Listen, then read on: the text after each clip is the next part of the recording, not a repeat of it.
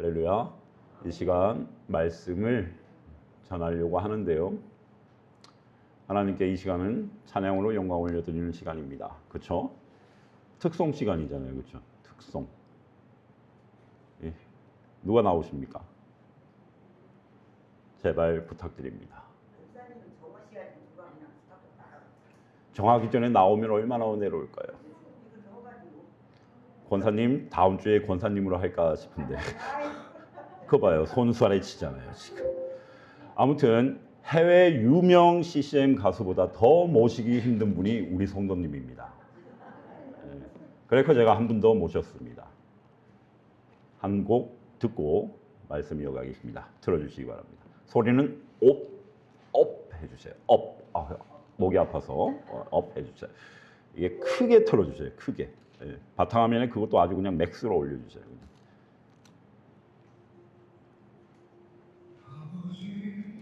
쭉쭉 올려주세요.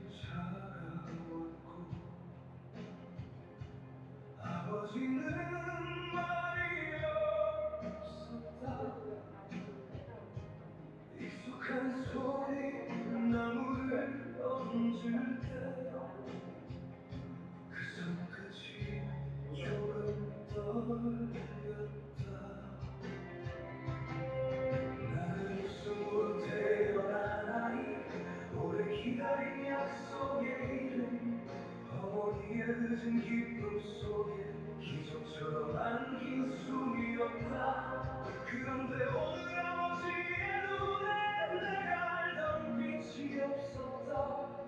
산으로 오르는 길 위에서 신문만 우리 사이를 걸었다. 묻고 싶었다. 왜 이렇게 슬픈지. 하지만 아버지의 등을 보며 나도 조용히 걸었다. 세상 위에서 나는 하늘을 보았다. 붙들 수 없는 약속 앞에 내 숨이 조용히 떨렸다.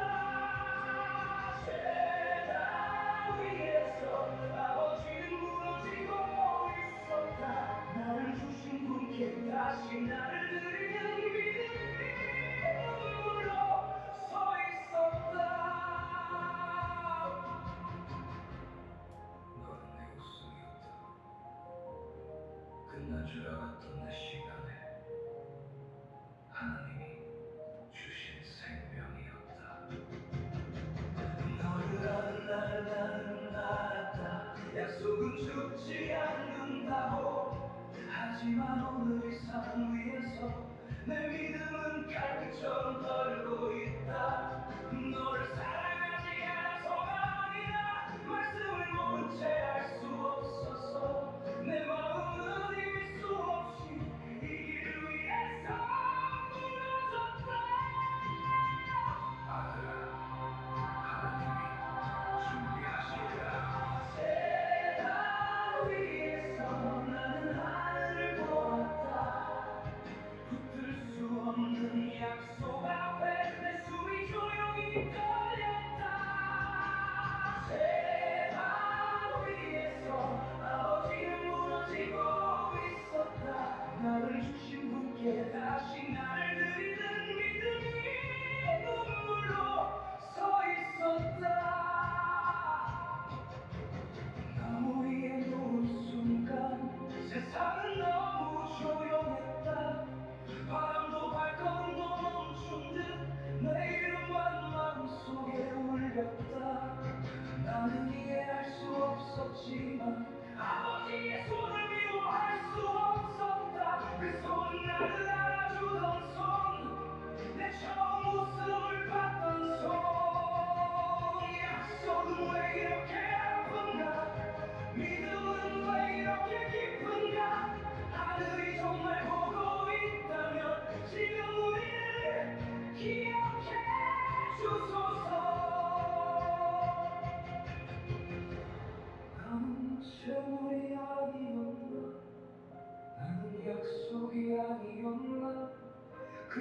줄 알았던 그 순간 하늘에서 음성이 내려왔다. 멈추라. 그 아이에게 손대지 말라. 그 한마디에 산이 다시 숨을 쉬었다. 아버지의 눈물 속에서 나도 다시 살아났다. 숲 속에 걸린 술잔 우리 대신 준비된 숨 죽음 같던 침묵 끝에서 은혜가 길을 열었다. 세상 위에서 나는 끝을 보았다. 하지만 끝이라 믿은 자리에서 하나님은 길을 여셨다. 세상 위에서 아버지는 다시 숨쉬었다. 있는 줄 알았던 약속 위에 준비하신 은혜가 내려왔다. 세상 위에서 나를 알게 되었다. 나를 붙든 건 아버지의 손보다 먼저 나를 하신 하나님에서 세상 위에서 믿음은 울고 있었다. 그러나 눈물의 산 위에도 약속은 죽지 않고 살아있었다. 아버지 풀과 나무는 여기 있는데 재물은 어디 있나요?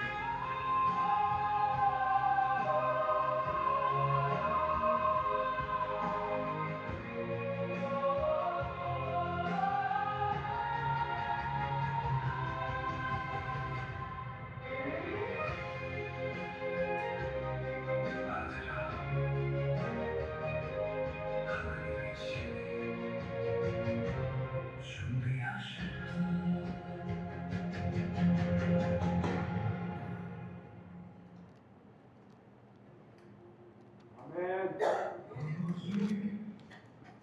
예. 아멘을 외친 우리 집사님에게는 2배의 은혜가 있을 줄 믿습니다.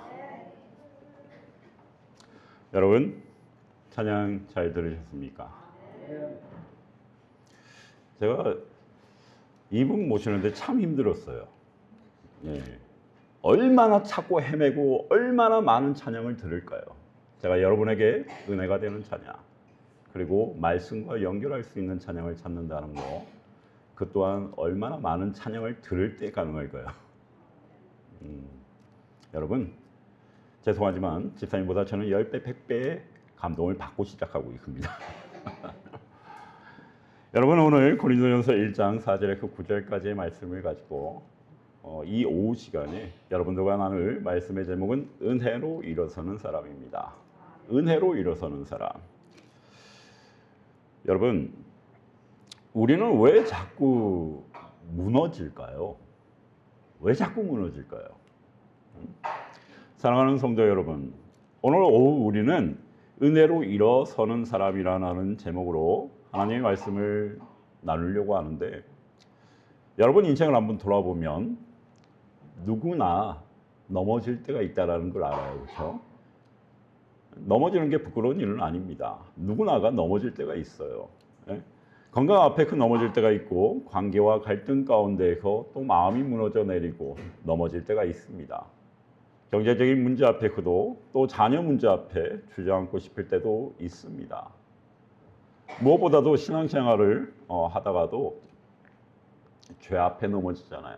우리는 얼마나 많은 죄 앞에서 넘어지고 자들하고 낙심하는지 모릅니다. 나는 안 되나 보다. 가장 먼저 우리 마음에 찾아오는 거죠. 그렇죠? 나는 안 되는가 보다. 또 포기하고 싶을 때 왜 그렇게 많습니까? 여러분, 중요한 질문이 있습니다. 정말 중요한 질문이고요.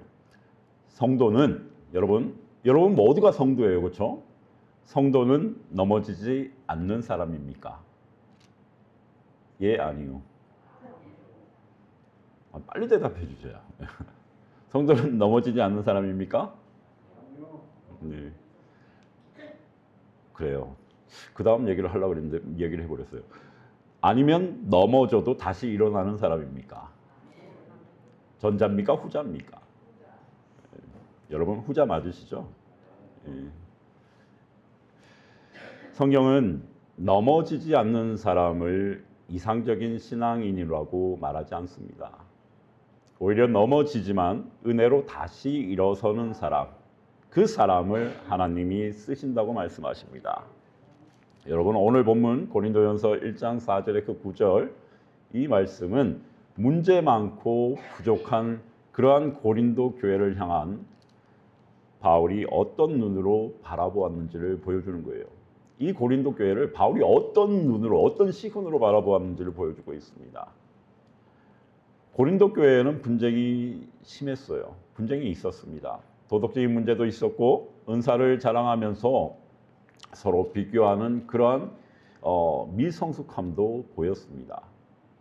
그러나 바울은 그들의 문제를 먼저 지적하기 전에 먼저 뭐 했죠? 감사했습니다. 왜 그랬을까요? 왜 그럴까요? 사람을 보지 않고 그들에게 주신 하나님의 은혜를 보았기 때문입니다. 오늘 이 말씀을 통해서 나는 내 실패와 부족함을 보고 주저앉을 것인가? 아니면 하나님의 은혜를 붙잡고 다시 일어설 것인가? 이 질문 앞에 우리 자신을 세워놓기 바랍니다. 이 시간 세우세요. 이 두 가지 질문 앞에서 내 자신을 세워놓기 바랍니다. 그리고 성령께서 오늘 말씀을 통해서 은혜로 일어서는 사람으로 우리를 새롭게 세워주시기를 소망합니다.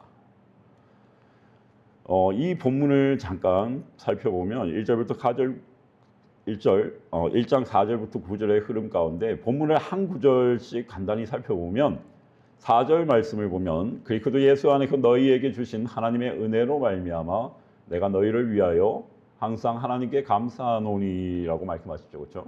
바울은 문제투성이인 이러한 교회를 향해서 먼저 은혜를 봅니다.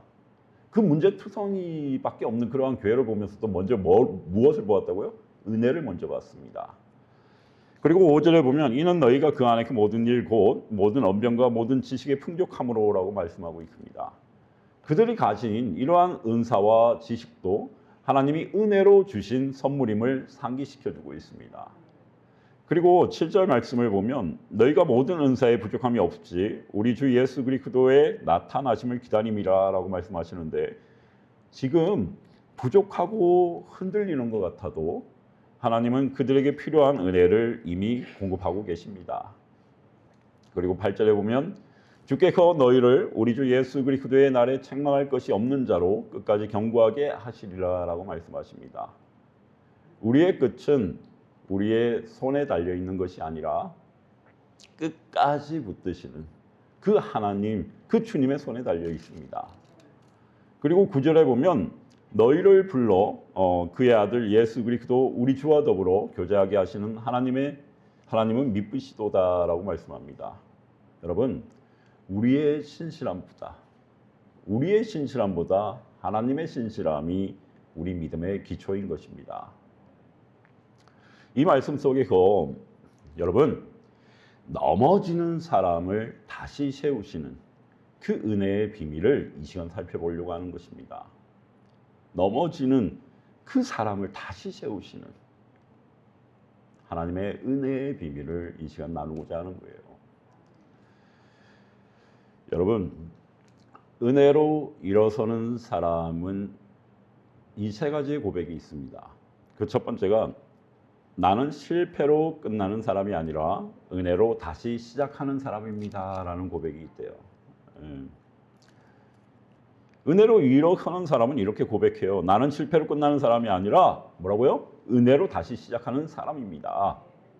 우리 삶에는 실패와 넘어짐이 분명히 있습니다. 분명히 있어요. 신앙적으로 열심을 내다가도 어느 순간 여러분들 입에서 뭐가 안 나오죠? 기도가 안 나와요. 열심히 안 했냐고요? 아니요. 열심히 해왔습니다. 어제까지만 해도 열심히였어요. 근데 오늘 어느 순간 갑자기 내 입이 움직이지 않아요. 기도가 안 나올 때가 있다라는 거예요. 예배를 사모하던 마음이 한순간에 식어버릴 때도 있습니다.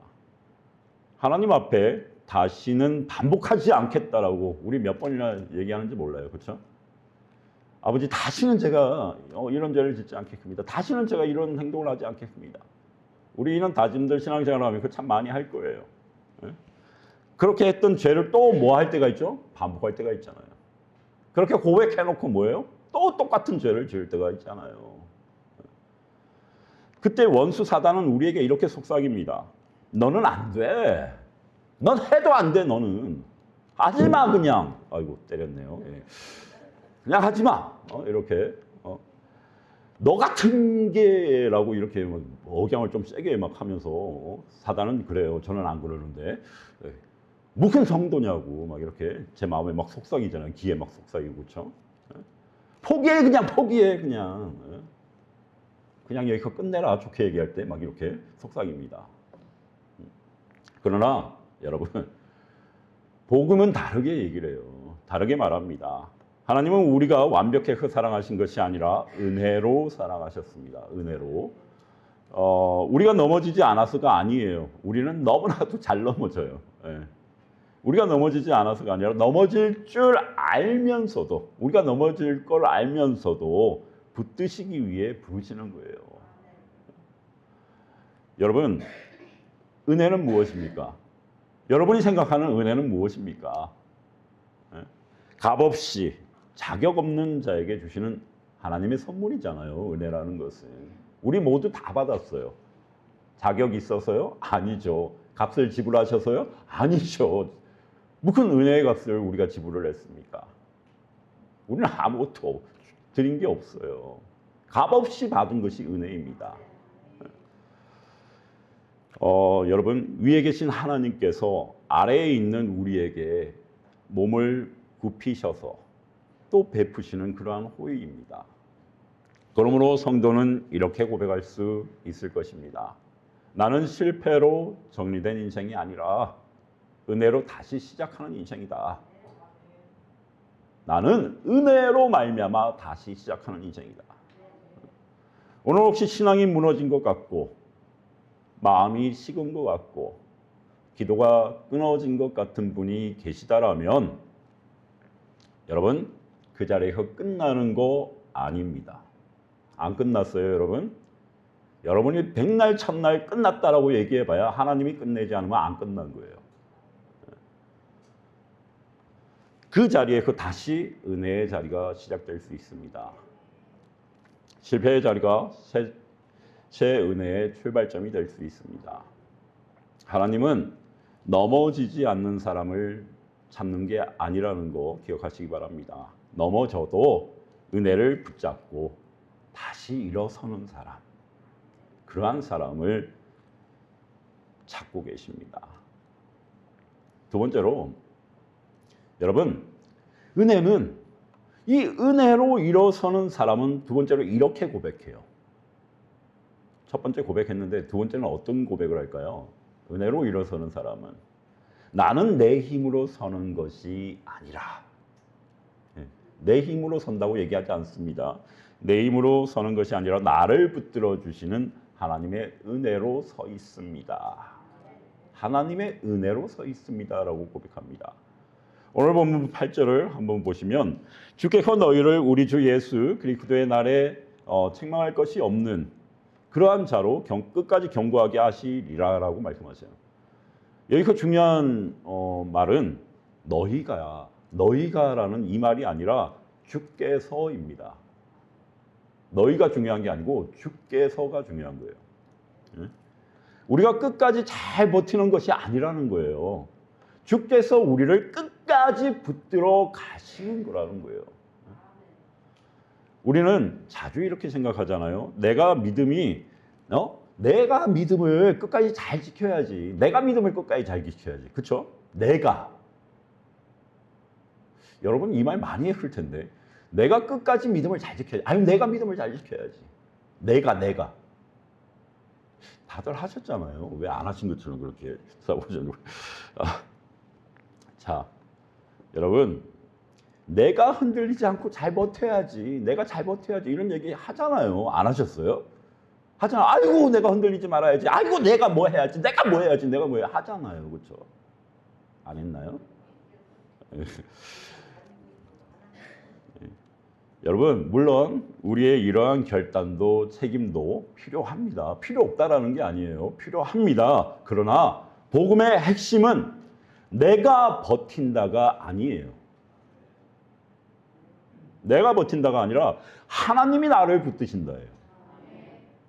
하나님이 나를 붙드신다. 지금까지의 신앙생활을 돌아보면 내가 잘해서 여기까지 온 거 있나요? 간혹 가다가 잘했죠 제가 이렇게 얘기하시는 분이 있을 수도 있어요. 내가 잘해서 여기까지 온 것이 아닙니다. 주일마다 예배당 문을 열고 들어올 수 있는 것 그 자체가 뭐예요? 은혜예요. 이 고백이 나와야 되는 거예요. 이 고백 없이 이 자리에 앉아 있다라면 정말 회개해야 됩니다. 땅을 치며 우세요 그냥. 땅이 꺼지나 하늘이 무너지나 둘 중에 하나는 결정 날 거예요. 여러분, 기도할 수 있는 마음을 주신 것도 은혜입니다. 넘어지고서 다시 돌아오게 하신 것도 은혜예요. 은혜 없이 되는 것은 없습니다. 모든 것이 다 하나님의 은혜로 되어지는 거예요. 바울은 자신의 사역을 돌아보면서 이러한 고백을 합니다. 내가 한 것이 아니요 오직 나와 함께 하신 하나님의 은혜로라 라고 말씀하세요. 은혜로 일어서는 사람, 그 사람은 자기 의지를 자랑하지 않습니다. 내가 믿음이 좋아서, 내가 성격이 좋아서, 내가 의지가 강해. 내가 의지가 강해서가 아니라는 거예요. 여기까지 온 것이 전적인 하나님의 은혜였습니다라고 고백하는 것입니다. 그때 우리의 마음에 무엇이 찾아올까요? 평안입니다. 평안. 하나님이 부어주시는 평안. 그 평안과 내 입에 그럼 뭐가 넘쳐날까요? 감사가 넘쳐나는 것입니다. 오늘 이 설교를 준비하면서도 얼마나 여러분들 처음 만나 그때가 생각나는지 몰라요. 이 감사의 감자만 나와도 여러분들 처음 만나 그때가 생각이 나. 감사합니다. 내가 흔들려도 여러분 기억하세요. 내가 아무리 갈 때처럼 막 여리저리 막 흔들리고 막 그래도 하나님은 절대 흔들리지 않습니다. 하나님은 흔들리지 않아요. 내가 약해져도 하나님의 은혜는 약해지지 않습니다. 내가 약해지는 것이지 하나님이 약해진 게 아니에요. 내가 잠시 멀어져도 여러분, 내가 교회랑 멀어졌어요. 하나님과 나하고도 멀어졌을까요? 내가 하나님과 멀어진 것이지 하나님은 그 가운데에도 내 옆에 계세요. 언제 돌아볼까? 얘가 언제 나를 찾을까? 우리를 포기하지 않으십니다.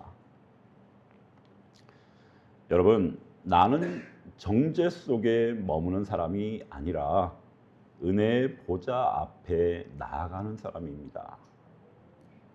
세 번째로, 은혜로 일어서는 사람은 앞에 얘기한 것처럼 이러한 고백이 나와야 되는 거예요. 연약함이 드러나면, 우리의 연약함이 드러나면 우리는 두 가지 길 중 하나를 택하게 됩니다. 연약함이 드러나는 순간에 우리는 두 가지 길 중에 하나를 선택하게 돼요. 그 첫 번째가 자기 정죄의 길입니다. 내 연약함이 드러날 때 자기를 정죄합니다. 자기를 정죄해요.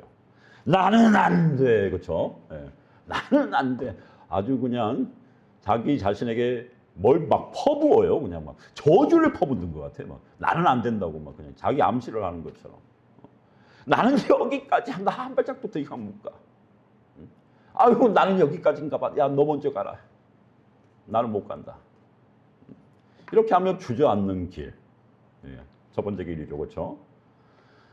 여러분, 두 번째 길이 있고요. 여러분은 어떤 길 선택하시겠습니까? 절대 첫 번째는 선택 안 할 것 같아요, 그렇죠? 두 번째 길은 뭐냐? 은혜의 길입니다. 있는 모습 그대로 나의 있는 모습 그대로 정죄하지 마세요. 있는 모습 그대로 가지고 어디로 가야 됩니까? 은혜의 보좌 앞으로. 그 앞으로 나아가는 길입니다. 여러분, 내가 나를 정죄할 게 없습니다. 나의 연약함은 연약함대로, 나의 못남은 못남대로 하나님 앞에 나아가는 것입니다. 히브리서 4장 16절은 이렇게 말합니다. 그러므로 우리가 긍휼하심을 받고 때를 따라 돕는 은혜를 얻기 위하여 은혜의 보좌 앞에 담대히 나아갈 것이니라. 아멘. 여기서 중요한 표현이 두 가지가 있는데요. 그 첫 번째가 은혜의 보좌예요. 은혜의 보좌. 여러분 어디 앞으로 가야 돼요? 은혜의 보좌 앞으로 가야 되는 거예요. 하나님 보좌는 심판만 있는 자리가 아닙니다, 여러분. 은혜가 흘러나오는 자리예요. 그리고 이 자리로 나아가야 되는데 어떻게 나아가야 합니까? 담대히 나아갈 것이니라 라고 말씀하시잖아요. 그렇죠? 우리의 공로 때문이 아니에요. 그렇죠? 우리의 공로 이런 거 생각하면 못 나가요. 거기가 어디라고 나가요? 못 나가요. 대제사장 되신 예수님의 이름, 그 이름 때문에 담대히 나아갈 수 있는 것입니다. 은혜로 이룩하는 사람은 넘어졌을 때 하나님으로부터 도망가지 않습니다. 넘어졌다고 숨지 않고 도망가지 않아요. 오히려 가장 먼저 기도의 자리로, 예배의 자리로 나아갑니다. 마음이 무거울수록 더 무엇을 포기하지 않아야 됩니까? 예배를 포기하지 말아야 합니다. 마음이 무거울수록 더 예배의 자리로 나와야 하는 거예요. 죄책감이 클수록 더 무엇의 자리로 나와야 합니까? 기도의 자리로 나와야 하는 거예요. 왜냐하면 압니다. 내가 회복될 수 있는 유일한 자리가 바로 은혜의 자리라는 것을. 그래서 은혜로 일어서는 사람의 특징은 기도와 예배입니다. 기도의 자리, 예배의 자리를 사모하고 그 자리로 나아오는 것입니다. 사람들 앞에 그는 웃을 힘이 없어도 하나님 앞에 그는 울 수 있습니다. 여러분, 사람들 앞에서 웃을 힘 없으시죠? 하나님 앞에 나오면 울 수 있습니다.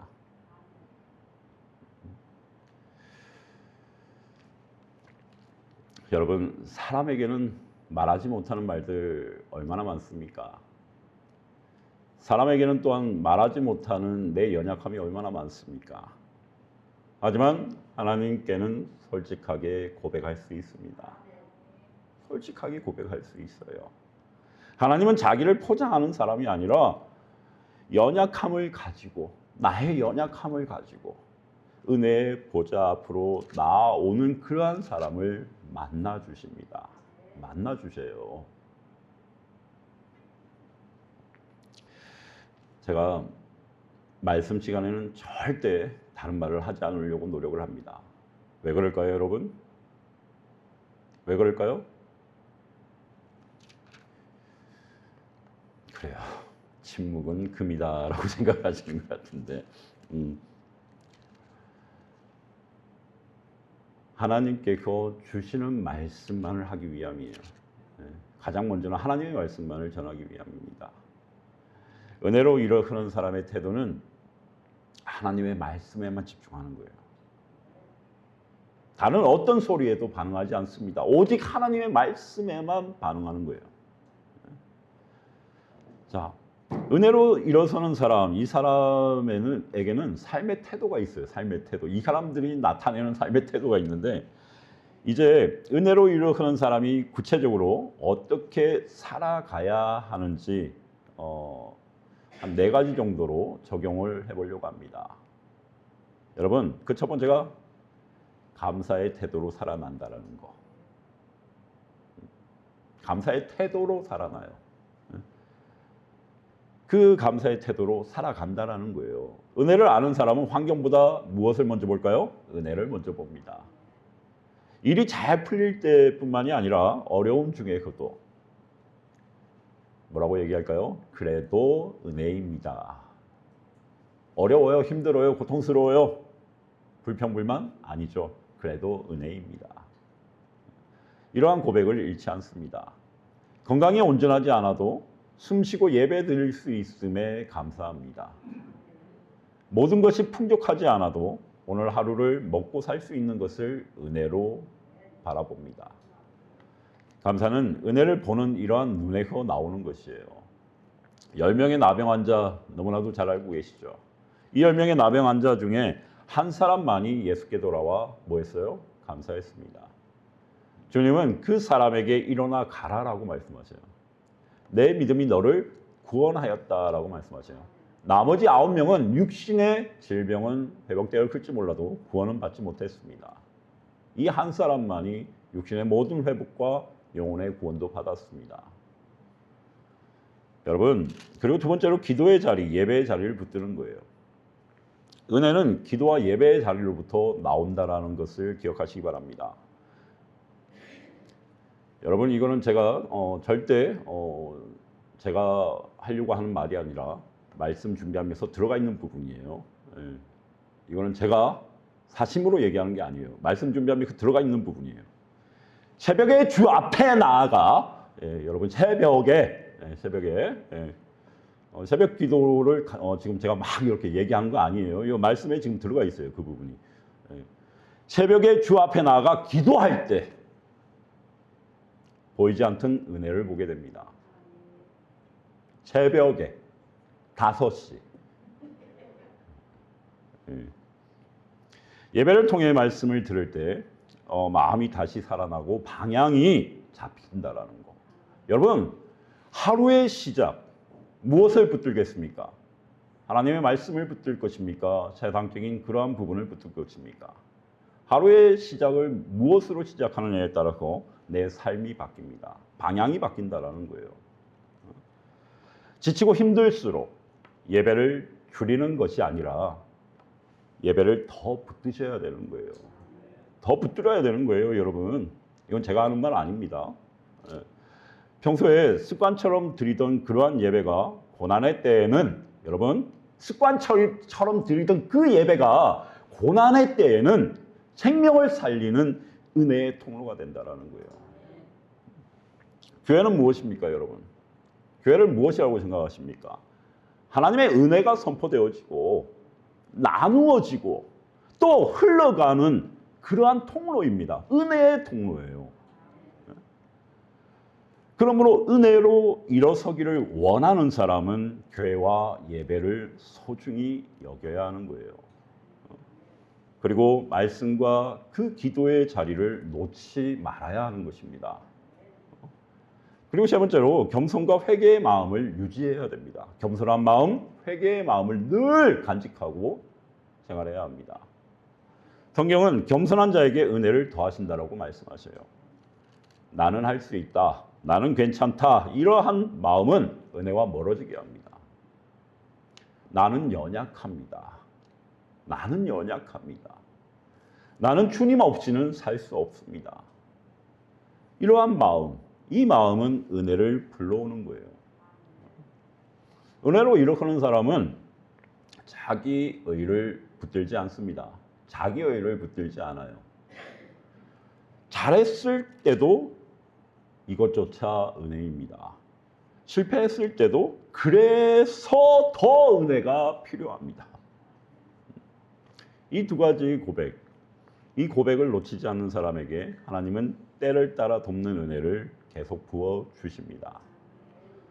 네 번째로 다시 사랑하고 다시 섬기며 다시 순종합니다. 여러분, 이거 제가 다시를 몇 번 했죠? 다시? 그렇죠. 사랑하고 한 번 했고요. 또 다시 섬기며, 예. 그리고 다시 순종? 크게 얘기하죠. 자신 있게. 순종, 예, 순종, 다시 순종. 여러분, 방금 제가 다시 3번 했어요. 그 다시에 뭐가 들어가 있어요? 사랑, 섬김, 순종입니다. 은혜는 단지 위로로 끝나지 않아요. 은혜는 우리를 다시 움직이게 만듭니다. 상처 때문에 굳어졌던 그러한 마음이 다시 사랑하게 되고, 또 지쳐서 멈췄던 그러한 발걸음이 다시 어떻게 해요? 섬김의 자리로 나아가게 됩니다. 마음에 지쳤고, 나는 마음이 지쳤고 육신도 연약하고 몸도 지금 내가 마음의 상처도 얼마나 많은지 몰라. 내가 어제까지 섬김을 많이 했는데 내일부터는 못할 것 같아. 내가 상처받았어. 내가 힘이 없어. 지금 연약해졌어. 여러분, 은혜는 다시 섬김의 자리로 이끕니다. 멈춰있던 발걸음이 다시 어디로 가요? 섬김의 자리로 갑니다. 여러분 잠시 앉아 계신가요? 섬김의 자리로 가실 때는 일어서시기 바랍니다. 그리고 두려움 때문에 미뤘던 그러한 순종을 다시 붙들게 됩니다. 순종하면 숨이 콱 막혀오시는 분 있죠, 그렇죠? 순종. 순종할 때 은혜가 임합니다. 하나님이 나를 이렇게까지 사랑하셨다는 그 사실을 알게 되면 억지로가 아니에요, 여러분. 하나님이 이처럼 나를 사랑하셨다라는 것을 내가 마음 깊이 느끼고 깨닫게 되면 여러분 억지가 아니에요. 순종은 억지가 아니라 기쁨입니다. 기쁨으로 주님께 순종하고 싶어진다라는 거예요. 은혜로 일어서는 사람은 이렇게 말합니다. 주님, 제가 여전히 부족하지만 주님이 주신 은혜에 반응하여 오늘도 다시 사랑하겠습니다. 다시 섬기겠습니다. 여기서 끝나면 안 되겠죠? 하나 더 있어요. 다시 순종하겠습니다. 말씀을 정리하려고 합니다. 여러분 좋으시죠? 말씀 정리한다고 하니까. 근데 정리 내용이 좀 깁니다. 네. 여러분 오늘 은혜로 다시 일어서시기 바랍니다.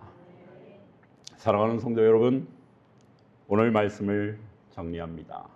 은혜로 일어서는 사람은 실패로 끝나는 그러한 인생이 아닙니다. 은혜로 다시 시작하는 인생입니다.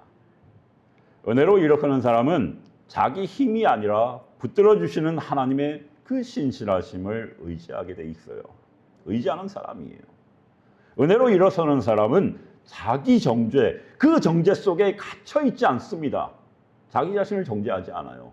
갇혀 있지 않고 은혜의 보좌 앞으로 담대히 나아갑니다. 하나님은 오늘도 우리에게 이렇게 말씀하십니다. 너는 너의 과거, 그 과거로 규정된 사람이 아니다. 그 과거로 인해서 너가 규정된 사람이 아니야. 너는 너의 실패로 끝나는 그런 사람이 아니다. 너는 은혜로 일어서는 사람이다. 혹시 오늘 이 자리에 반복되는 그러한 죄 때문에 지치신 분 많으시죠? 무너진 마음 때문에 예배가 형식 같았던 분, 삶의 무게 때문에 포기하고 싶었던 그러한 분이 계시다라면 오늘 이 시간 조용히 마음으로 이렇게 고백하시기 바랍니다. 주님, 저는 제 힘으로 서는 사람이 아니고 은혜로 일어서는 사람입니다. 저를 다시 붙들어 주시옵소서. 저를 다시 예배의 자리, 기도의 자리로 부르시는 주님의 은혜에 순종하겠습니다. 하나님께서 여러분 한 분 한 분을 다시 세우실 것입니다. 다시 세우실 거예요. 그리고 여러분의 그 삶을 통해서 또 다른 영혼이 은혜로 일어서는 역사가 나타나게 하실 것입니다. 여러분 좋으시겠습니다. 여러분 다 일어서시는 그러한 자리에 계신 분들이에요. 좋지 않으십니까? 아니면 넘어진 자리가 너무 좋으신가요? 여러분, 하나님은 이 순간에도 우리를 붙드시고 우리를 인도하고 계십니다. 말씀으로 얘기하시고 또 우리가 주님의 이 곁에서 멀어져서 방황할 때에도 주님은 항상 우리를 바라보시고 우리를 붙들고 계십니다. 우리가 그 주님께 시선만 돌릴 수 있다라면 우리의 모든 근심 걱정은 사라지고 하나님께서 부어주시는 그 은혜 가운데, 그 평강 가운데 믿음으로 세워져 가게 될 줄 믿습니다. 이러한 은혜가 우리 영화교회 모든 성도님들에게 있기를 주님의 이름으로 축원합니다. 기도하겠습니다.